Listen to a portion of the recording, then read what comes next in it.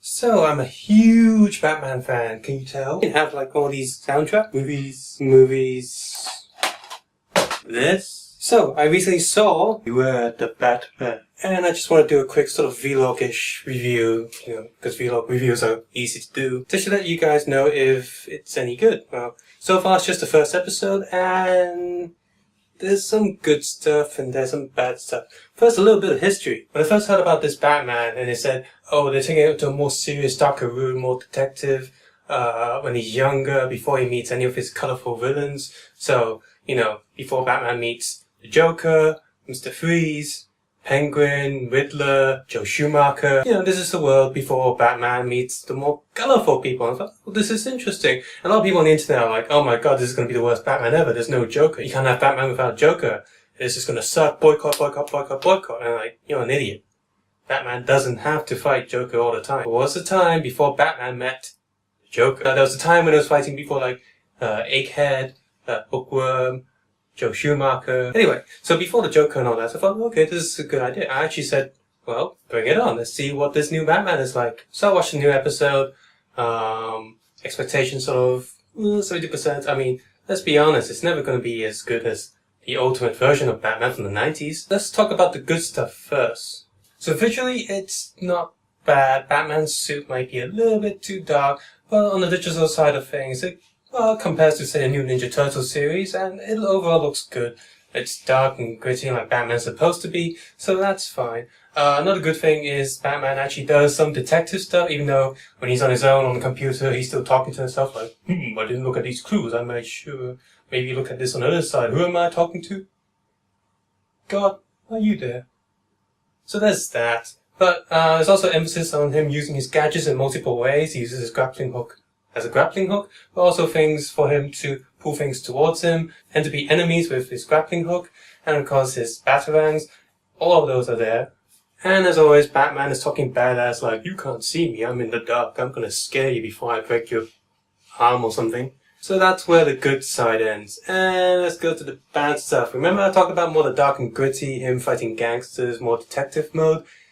Yeah, first episode has Dr. Pig and Toad. Dr. Pig looks like he's wearing a mask, but Toad looks like he's a mutant.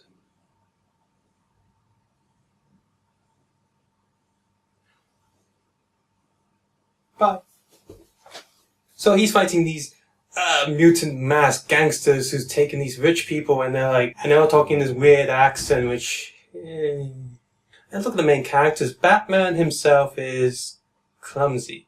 Now, I know this is his early days before he's the cool Batman that we know today, but inexperienced Batman is one thing, really careless Batman is another thing. So you see, Bruce Wayne and Batman uses the same smartphone with video calling. Alfred picks up the phone and be like, Bruce Wayne, what's going on? And Batman's on the other end like, I'm Batman and I'm Bruce Wayne. What's going on, Alfred?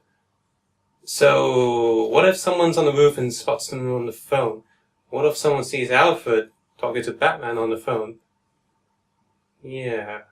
Another bad thing about this show is, I know it's good to take things into new interpretations, but Alfred in this show is...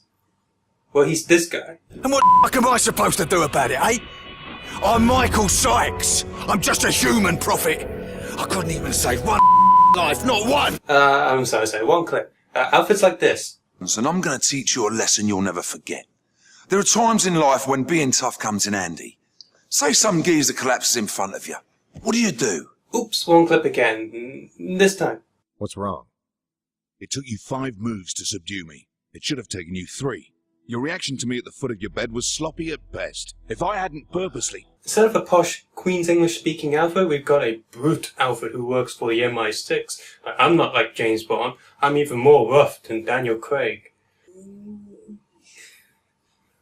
Also, I know Alfred's bald, but he doesn't actually look that old. And he also has a chin disease like Stan Smith from American Dad.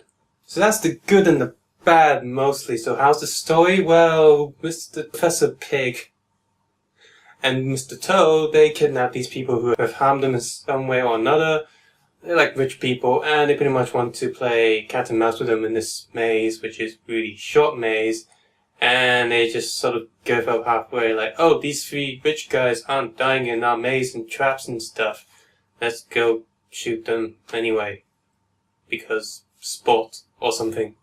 Honor. Which brings me to this point. You've got a gritty world with a really silly story. So how does this show rank? Does it compare to The Batman? No. Does it compare to Batman Brave and the Bold? No. Is it as good as The Adventures of Batman and Robin featuring Adam West and Burt Ward? No. Is it as good as this? Yeah, sure. Is it better than this? Yeah, why not? Is it as good as the current Ninja Turtles TV series? No. No. So is this show good in its own merit? Maybe. This is still episode 1, it's early days, but from the first exposure to the show, I'm conflicted. It's lacking that special touch from what you see from, say, Bruce Timm's team. It's also nowhere near as good as, say, Young Justice, because there isn't really a focus on actual character development yet. I don't really care about this version of Batman or Alfred yet, although, like I said, it's still episode 1, so it's early days. Should you watch this show? If you're a big Batman fan, maybe. The thing is, this show isn't terrible, but it isn't good either. It's painfully average. And in 10 years' time, no one's going to remember it. For episode 1, there isn't a unique selling point. It doesn't have personality. It's just, oh look, here's a CGI show with a guy dressed as a bat. So what happened again? So tell me what you think. Comment and subscribe to the channel and let me know.